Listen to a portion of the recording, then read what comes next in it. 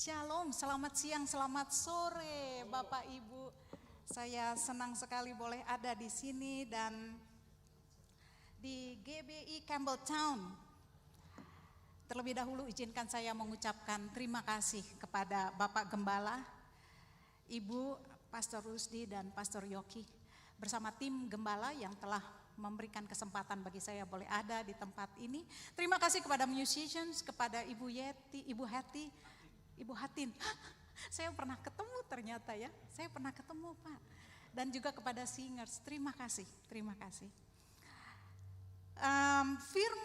Firman Tuhan yang disampaikan oleh Bapak Gembala kepada saya terambil, Bapak Ibu saya sudah dikenal ya, saya sudah kenal kan ya, ada yang belum kenal dengan saya? Semuanya udah tahu ya, oke baik kalau gitu saya tidak usah perkenalkan diri. Baik, saya langsung saja. Firman Tuhan yang diberikan dari Bapak Gembala kepada saya adalah berjudul Mengapa Orang Benar Menderita. Nah ini dia nih, dengan pertanyaan yang besar. Terambil dari 1 Petrus ayat 10 sampai 11. Beliau memberikan ayat 10, saya tambahkan 11 ya. Baik, kita akan bacakan bersama-sama karena ayat ini powerful banget, luar biasa. Luar biasa Bapak Gembala Saudara memberikan ayat ini. Kita akan bacakan bersama-sama. Oke? Oke, yuk mari 3, 2, 1. Dan Allah sumber segala kasih karunia yang telah memanggil kamu dalam Kristus kepada kemuliaannya yang kekal akan melengkapi, meneguhkan, menguatkan dan mengokohkan kamu. Sesudah kamu menderita seketika lamanya. 11. Ialah yang empunya kuasa sampai selama-lamanya. Amin. Saudara, pernahkah saudara mendengar kalimat ini? Kalau kamu hidup benar, maka kamu pasti diberkati. Sering. Pernahkah kamu mendengar dikatakan, jemaat mendengar, kalau kamu melayani, bisnismu akan lancar. Kalimat itu kedengarannya keren banget, dalam banget, meyakinkan. Tetapi semakin bertambah usia, semakin bertambah pengalaman, semakin usia kita dewasa, ternyata saudara, pengalaman hidup mengkoreksi pernyataan tersebut.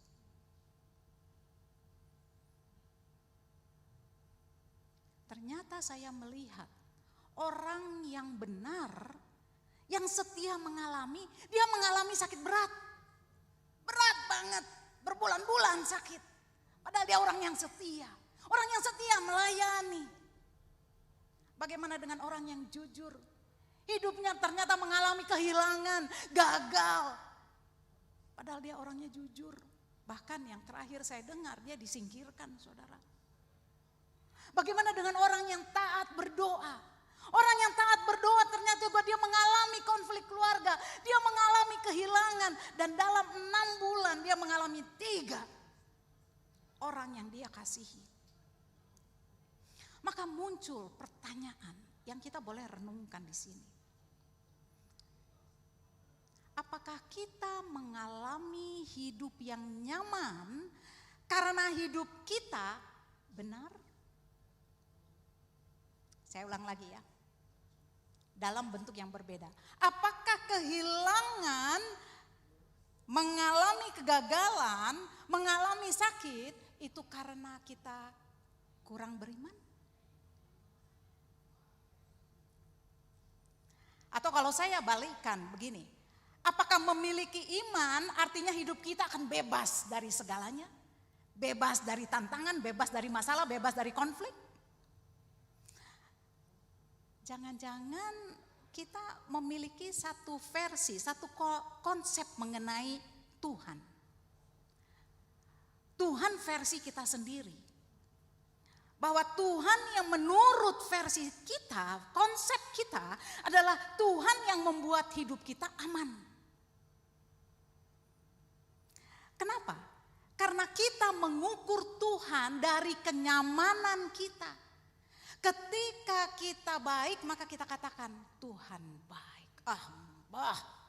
Anak saya berhasil, maka Tuhan baik, dia diterima di pekerjaan yang baik. Oh Tuhan luar biasa, saya sehat, Tuhan luar biasa. Tetapi ketika badai datang, kita mulai ragu, bener gak nih Tuhan ada? Dan bukan itu aja saudara, mundur, gak mau datang lagi ke gereja. Melalui situasi ini maka muncul pertanyaan-pertanyaan yang mengganggu pikiran orang benar. Bagaimana kalau ternyata kita memiliki pandangan yang keliru bahwa hidup benar itu adalah sama dengan hidup lancar. Kemudian kalau kita setia melayani pasti kita bebas dalam masalah. Padahal saudara saya mau katakan rumus itu tidak ada di dalam Alkitab. Tidak ada di dalam Alkitab. Saya akan langsung sampaikan. Sudah ada di sana di dalam PPT. Yohanes 16 ayat 33. Berkata begini, dalam dunia kamu menderita penganiayaan. Tetapi kuatkanlah hatimu, aku telah mengalahkan dunia. Nah ini, dua kata ini, telah mengalahkan dunia. Yesus tidak berkata, kehidupanmu di dunia akan nyaman, tidak. Dalam dunia engkau akan mengalami penderitaan. Kemudian yang kedua, Rasul Paulus. Di dalam Kisah Para Rasul 14 ayat 22, dia mengatakan ini menarik lagi. Untuk masuk ke dalam kerajaan Allah, dengarkan baik-baik, kita harus mengalami banyak penganiayaan. Udah banyak apa? Banyak penganiayaan. Terakhir, Roma 8 ayat 17 mengatakan, jika kita menderita bersama-sama dengan Dia, supaya kita juga dipermuliakan bersama-sama dengan Dia. Ini ayatnya tidak ada di dalam PPT, saudara. Saya baru menemukannya terakhir. Dengan demikian dari 3 ayat ini kita menemukan konsep, pola yang sama, saudara. Yang konsisten, bahwa penderitaan kemudian dilanjutkan kepada dimuliakan. Ada salib, tetapi setelah salib kemudian dimuliakan. Inilah pola kerajaan Allah. Pola ini hanya berlaku untuk pengikut Kristus. Saudara, seringkali yang kita mau adalah kita langsung kepada kemuliaan. Saya gak mau susah lah, saya gak mau menderita, saya mau langsung dimuliakan, mengalami kemuliaan. Saudara, banyak orang mau mahkota tapi gak mau salib. Salib itu adalah penderitaan. Di dalam kerajaan Allah tidak ada kemuliaan tanpa proses. Karena setelah proses maka terjadi transformasi. Transformasi itu adalah perubahan yang terjadi di dalam diri kita, bukan di luar. Maka timbul pernyataan di sini bahwa kita perlu ubah bukan situasi, tetapi pola pikir kita akan arti penderitaan. Kalau iman kita hanya kuat di saat situasi nyaman, jadi bisa-bisa yang kita andalkan adalah bukan iman, tetapi situasi nyaman tersebut. Saya akan kembali kepada 1 Petrus 5 ayat 10 tadi. 1 Petrus 5 ditulis oleh Rasul Petrus, ditulis pada bagi orang-orang percaya yang hidup di dalam tekanan, hidup di dalam penganiayaan, saudara. Mereka berbeda dari budaya sekelilingnya. Mereka menghadapi ancaman, menghadapi apalagi penganiayaan karena mereka berbeda, saudara. Iman mereka berbeda. Dan di tengah jemaat yang mengalami tekanan tersebut, kemudian Rasul Petrus menuliskan ayat ini, saudara. Tetapi ayat ini sungguh bermakna dalam sekali dengan tujuan mengubah pikiran mereka, pola pikir mereka, saudara. Membentuk cara mereka berpikir bahwa penderitaan adalah bagian daripada mengikut Kristus. Ada 3 hal yang dapat kita pelajari di sini. Pertama, yaitu identitas Allah di tengah penderitaan. Pertama, ayat ini menarik sekali karena Rasul Petrus menulisnya dimulai dengan kata Allah. Petrus tidak memulai dengan penderitaan,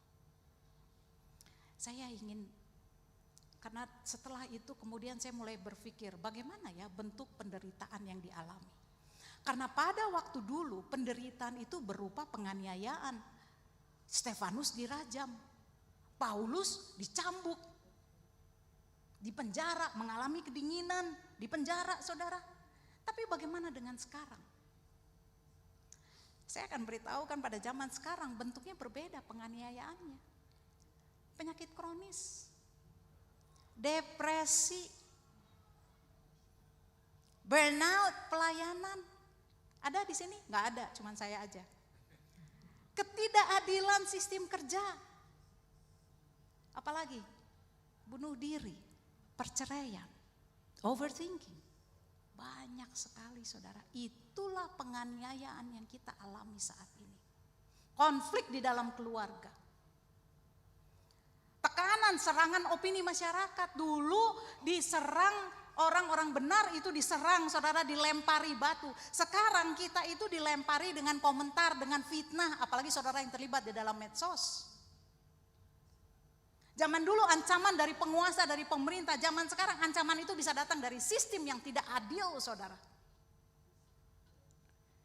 Secara teologis maknanya adalah orang benar selama kita hidup, kita akan menerima tantangan. Bentuk penderitaan itu berubah dari generasi ke generasi. Tetapi saya mau beritahu ini yang luar biasa.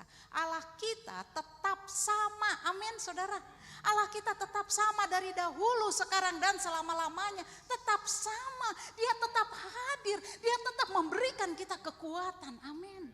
Ibrani 13 ayat 8. Tanpa lembah kita mungkin hanya mengenal Allah sebagai pemberi berkat.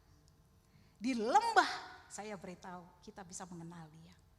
Kita mengenal Dia secara pribadi yang menopang hidup kita, yang memberikan kita kekuatan. Saya berikan.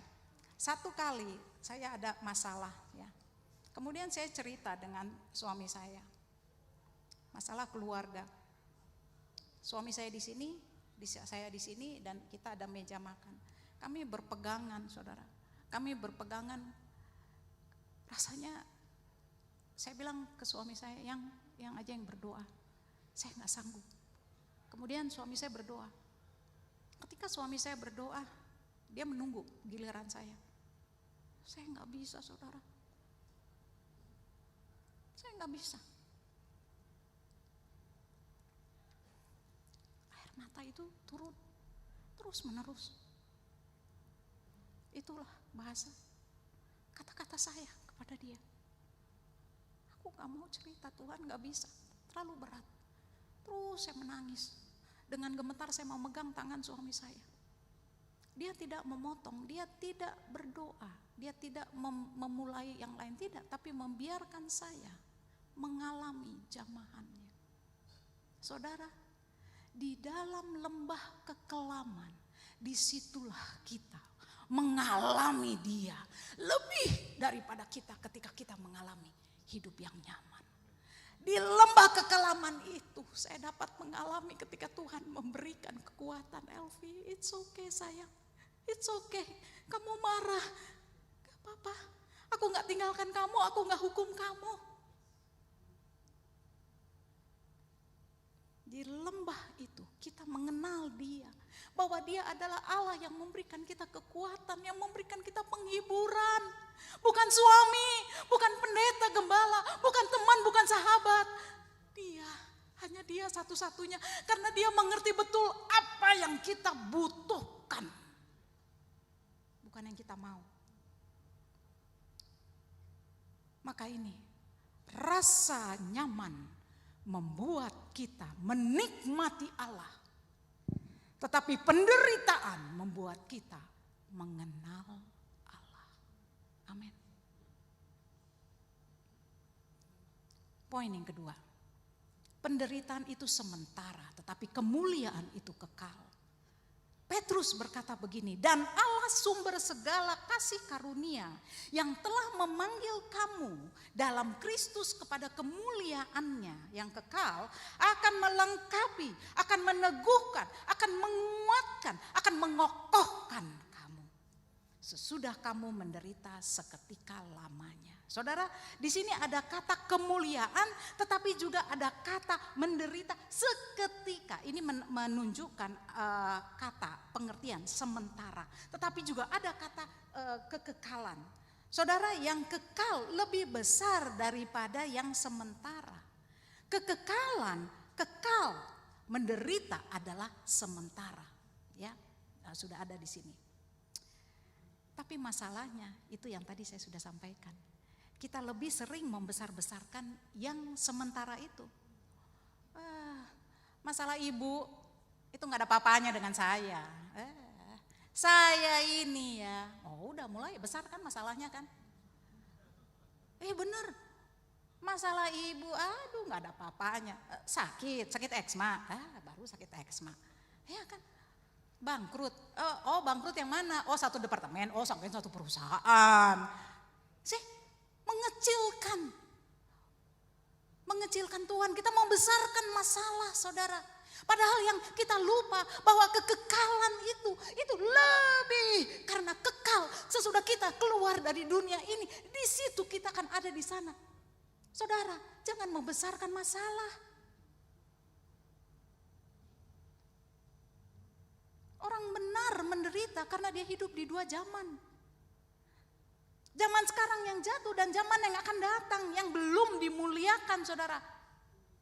Already but not yet. Saya nggak tahu lagi menerjemahkannya bagaimana. Kita sudah dipanggil tetapi kita belum sampai. Itu sebabnya kita mengalami penderitaan demi penderitaan. Selama kita ada di dunia ini, masalahnya kemana kita mau membawa penderitaan ini. Kita kuat mengandalkan siapa? Ya, Bapak Ibu udah nyampe nomor 3. Puji Tuhan, gitu dong. Nomor 3.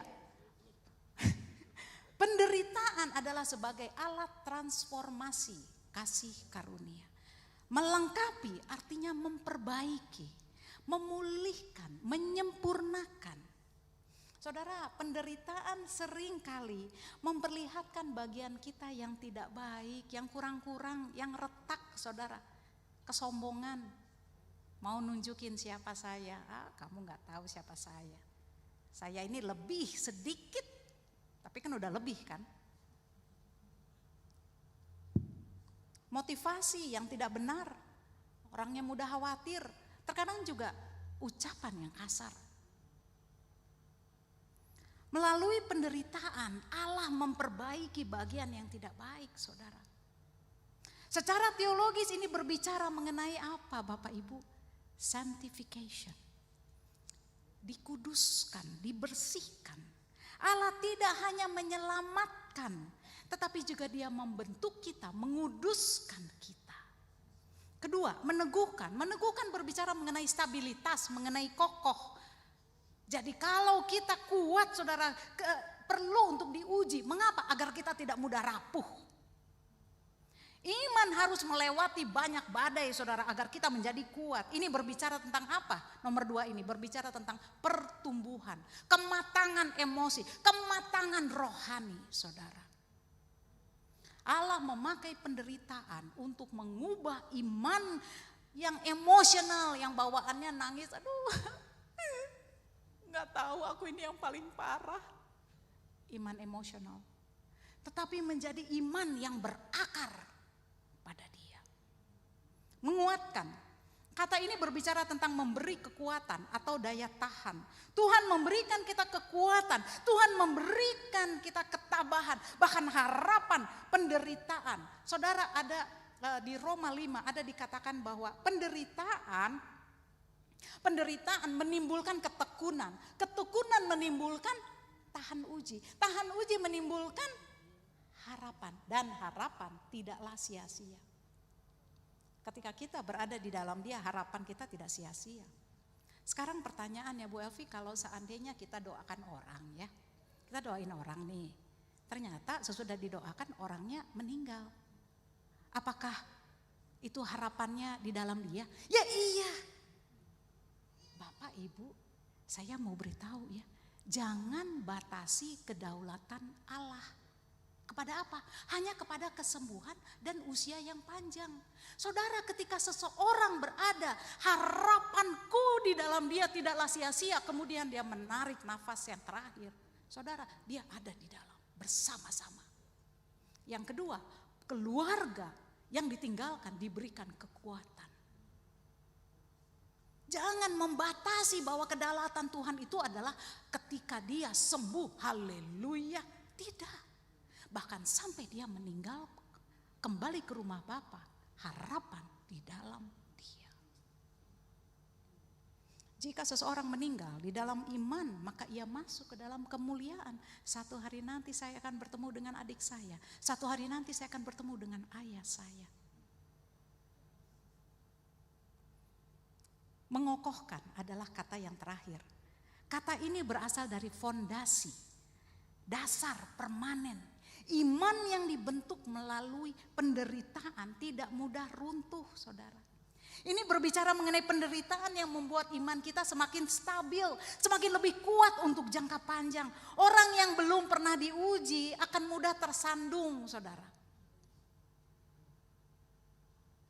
Orang yang sudah dibentuk melalui proses memiliki fondasi yang kuat.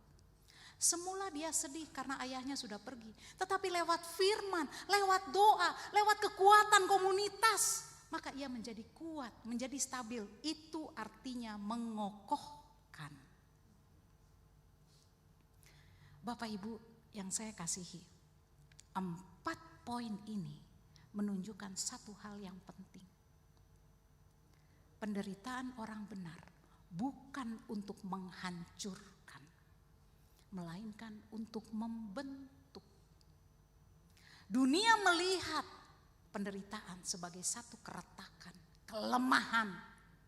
Tetapi Allah melihat sebagai proses penyempurnaan. Bapak Ibu,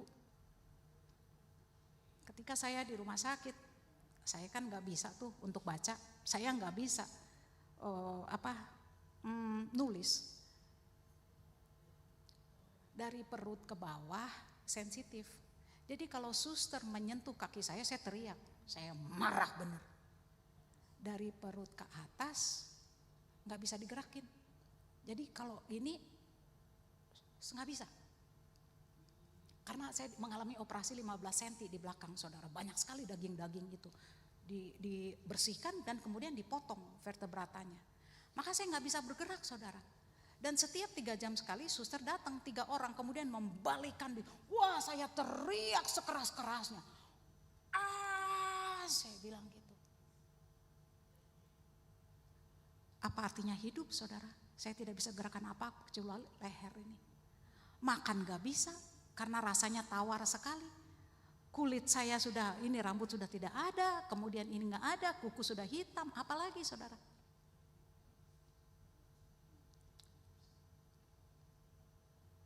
Saya bilang sama anak saya,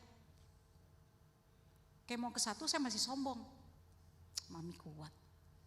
Kemo kedua, saya udah mulai gak kuat. Saya bilang, Tuhan, Adel, mami pergi aja ya. Mami capek sekali. Dan kemudian dia memegang rel itu, saudara. Rel tempat tidur, dia katakan, mami, jangan tinggalkan. Dan kemudian dia menangis gitu. Dia sobbing, saudara. Saya udah gak mikirin itu, saudara. Saya lelah sekali. Saya lelah sekali. Perhitungan saya dari hari ke hari, saudara. Tapi ketika saya melihat dia, terus dia menangis gak henti-hentinya. Kekuatan mulai ada. Saya bilang saya harus bangkit. Saya harus bangkit. Ternyata ada yang memerlukan saya. Saya mendapatkan hikmat. Ini menarik. Karena orang cancer tidak makan daging. Saya dapat hikmat. Dikatakan kamu makan daging. Saya makan, saudara, 600 gram setiap hari selama 1 bulan. Dan saya bilang sama anak saya, jangan bilang-bilang karena nanti takut dimarahin. Maka itu dipotong saudara, kecil-kecil. Kemudian saya dikasih dari mulai pagi, dari mulai siang saudara, jam itu anak saya dengan ditutup pakai ini. Waduh, udah kayak yang di ruang laboratorium gitu. Kan dia nggak boleh kan, harus, karena saya sensitif sekali di bawah normal ya. Ini saya masa imun saya. Nah kemudian saya dikasih makan, saya tiap hari Bapak Ibu. Tiap hari. Dunia melihat penderitaan sebagai kelemahan, tapi saya mau beritahu, dengan saya ada selama 8-9 bulan di rumah sakit, justru di situ saya mengenal Dia. Tuhan, Engkau ada di sini. Tuhan, berikan aku kekuatan jikalau Engkau menghendaki aku. Karena saya dibawa ke atas, saya dibawa saudara mengawang-awang. Saya bilang enak sekali, orangnya senyum-senyum, gak ada yang judes, senyum semuanya. Dan saya mengalami damai. Saya bilang saya gak mau pulang, tetapi bola itu yang mengkilat itu mengatakan, belum waktunya. Kemudian saya balik. Waktu saya balik, merasakan kembali sakit itu. Dan saya menangis. Tetapi lebih menangis lagi ketika saya melihat anak saya. Dia perlu saya. Saudara, melalui masalah, saya diberikan kepekaan.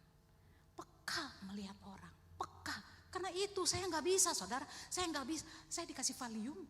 Nggak bisa tidur, jadi nggak ada tidur tuh buat saya nggak ada tidur. Jadi kalau udah malam saya nyanyi sendiri, terus saya ngomong, Roh Kudus ini artinya apa ya, Roh Kudus ini, aduh aku kesepian, Roh Kudus ngomong aja seperti itu saudara, membuat saya semakin dekat. Ketika saya keluar dari rumah sakit, kepekaan itu mulai berkurang. Kenapa? Karena saya bertemu dengan orang-orang dan jam relasi saya mulai berkurang. Saya akan tutup dengan satu. Saya mengundang musician please. Musician. Saudara yang kekasih, ketika kita berbicara tentang penderitaan, kita sering membayangkan rasa sakit. Sampai 8-9 bulan. Atau mungkin sampai 2-3 tahun. Tetapi ada orang yang melewati musim kekelaman. Bukan sehari, bukan 1 tahun atau 2 tahun. Tetapi bertahun-tahun. Bolehkah diulang 1, 2, 3? Bertahun-tahun. Setiap hari orang-orang ini mengalami pengalaman yang menakutkan. Setiap hari begitu dia membuka mata, dia bertanya, apakah hari ini saya akan mati? Siapakah orang ini? Ada bukunya. Viktor Frankl. Dia mengarang Man's Search for Meaning, logoterapi. Saya ceritakan, Viktor Frankl, dia kehilangan ayahnya karena kelaparan. Ibunya dibunuh, istrinya mati ketika dia sedang hamil. Semua miliknya dirampas. Dia tidak memiliki identitas karena namanya diganti dengan nomor. Saudara, dia tidak memiliki martabat, diinjak-injak, penderitaan apalagi yang dialami. Dia mengalami kelaparan, mengalami kedinginan. Kemudian dia pindahkan dari satu kamp konsentrasi ke kamp konsentrasi yang lain. Termasuk Auschwitz. Dia kelaparan. Tetapi yang menakutkan adalah jiwa, mental setiap hari. Karena dia melihat kematian setiap hari. Bagaimana saudara gak terganggu? Melihat kematian, melihat orang yang disiksa saudara. Tetapi Frankl memperhatikan sesuatu yang dalam saudara. Dia melihat orang-orang yang masih memiliki makna hidup. Mereka mampu bertahan saudara. Daripada mereka yang kehilangan harapan. Saudara, saya mau beritahu GBI Campbelltown yang saya kasihi. Jikalau seseorang manusia tanpa kepastian kekal saja bisa bertahan, apalagi saudara dan saya yang memiliki Kristus. Kita memiliki janji kekal. Kita tidak bertahan dengan kekuatan kita sendiri, saudara. Allah memberikan kita kekuatan. Dia adalah Allah Immanuel yang ada ketika kita berada di dalam lembah kekelaman. Kita tidak sendiri. Hari ini kita kembali diingatkan. Ketika masalah besar datang dalam hidup kita, ketika rumah tangga mulai goyah, ketika keuangan kita diancam oleh bangkrut, sanggupkah kita mengatakan, Tuhan, aku mengasihi Engkau? Ketika cancer itu datang lagi, sanggupkah saya katakan, Tuhan, Engkau yang terutama di dalam hidupku? Ketika anak saudara diambil, sanggupkah saudara katakan, Tuhan, Engkau yang utama lebih daripada anakku, lebih daripada cucuku? Ini bukan pertanyaan yang mudah, bukan tantangan saudara, yang ringan saudara. Penderitaan adalah situasi yang sering sekali membuka siapa kita sebenarnya. Apa yang kita pegang, uangkah atau Tuhan? Anak-anakkah atau apa? Karena pada akhirnya iman yang sejati bukan terlihat pada waktu kita diberkati. Ingat baik-baik saudara, kalau lupa dengan yang lain. Iman yang sejati bukan pada waktu kita diberkati. Iman yang sejati adalah ketika kita mengalami lembah kekelaman. Di situ kita yang sebenarnya terlihat. Tuhan, ajari aku untuk mengutamakan Engkau. Engkau adalah yang utama. Sekali Yesus, tetap Yesus.